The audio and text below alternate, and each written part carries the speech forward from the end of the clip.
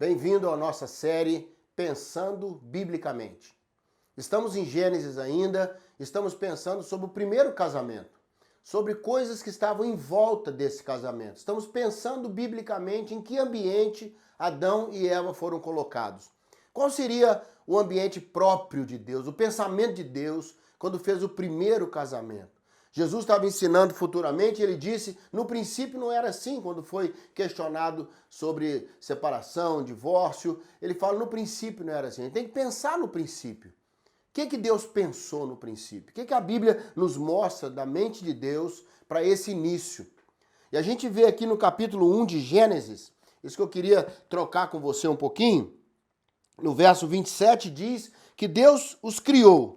Criou o homem à sua própria imagem, macho e fêmea, ele os criou e os abençoou e os disse para serem frutíferos, multiplicassem. Eles não foram só criados, eles foram abençoados. O casamento não é só uma ideia para duas pessoas se unirem, tem a bênção de Deus. Deus pensou o casamento. É o lugar do sexo seguro, é o lugar da bênção, é o lugar que Deus separou para mim e para você. 3 ambientes mostram para mim realidades, 3 coisas, vamos dizer melhor assim, 3 conceitos aconteceram antes mesmo da queda do homem. Então não tem a ver com pecado, tem a ver com a gente. Talvez a gente superestime a questão da destruição do casamento por causa do pecado, mas a casa de Adão e Eva era uma casa que tinha que dar certo. Foi Deus quem fez o casamento. Não havia nenhuma dúvida sobre o pastor que fez o casamento, nenhuma dúvida sobre a sua integridade. Foi algo direto de Deus para a vida deles. Quando nós pensamos o casamento de Adão e Eva, a gente vê que primeiro eles foram criados adultos. Ou seja, casamento não é coisa para criança. Casamento não admite criancice, não admite decisões infantis. Casamento é para 2 adultos. Deus não colocou 2 crianças no jardim do Éden para crescerem juntas, como fizeram uma versão há muitos anos atrás de um filme chamado Lagoa Azul, que 2 crianças ficam numa ilha deserta e elas vão crescendo e aprendendo empiricamente a sua vida e as experiências de vida até se tornarem adultos, ela tem uma criança. Não. Deus colocou Adão e Eva como 2 adultos, foram criados adultos. Casamento é pra gente grande. Você que está me vendo, pense nisso. Não tinha competição, gente. Não tinha família do outro. Não tinha com quem trair ninguém. Não havia relacionamentos anteriores de cunhados, de sogro, de sogra. Não tinha nada que pudesse interferir naquela relação. Eles receberam algo prontinho, fresquinho, novo, sem nenhuma interferência.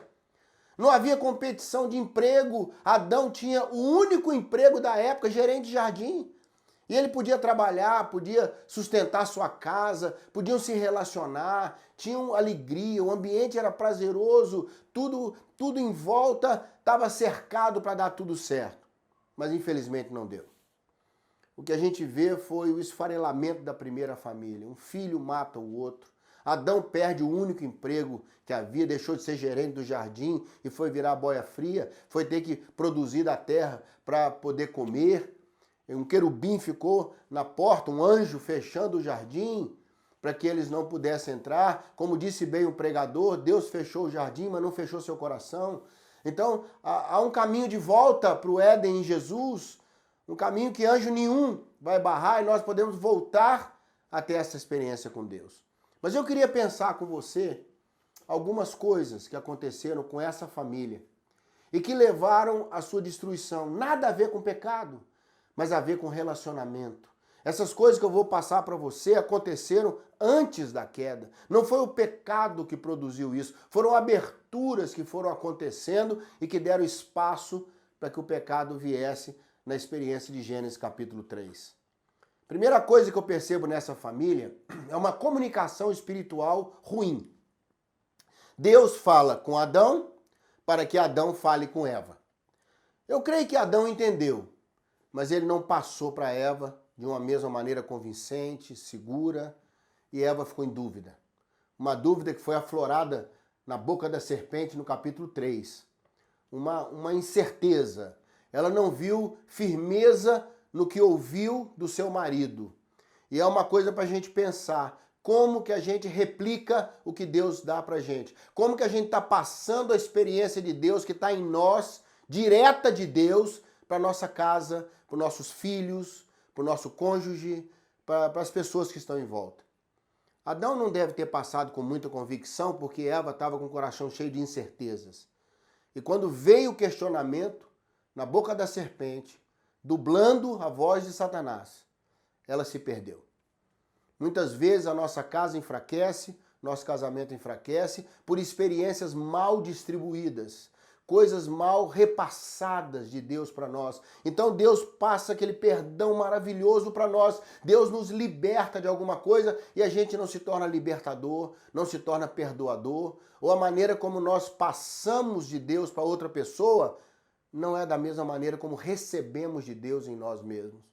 Vale a pena pensar biblicamente sobre isso.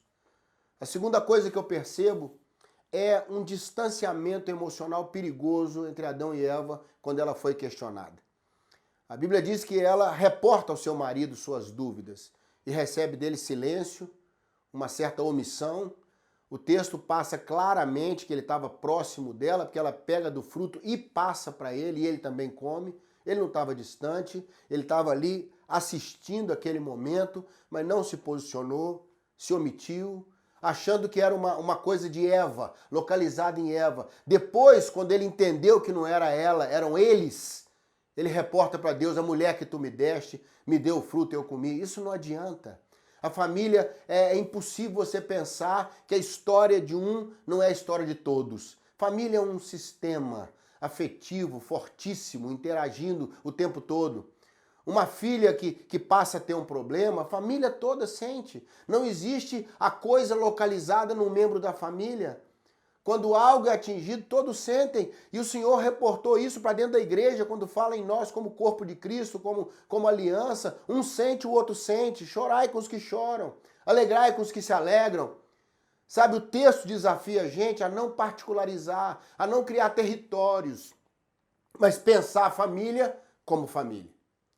Eu queria então compartilhar isso com você, porque essas duas realidades, esses ambientes, propiciaram uma maior facilidade para que o pecado entrasse. E quando o pecado entrou, desestruturou tudo.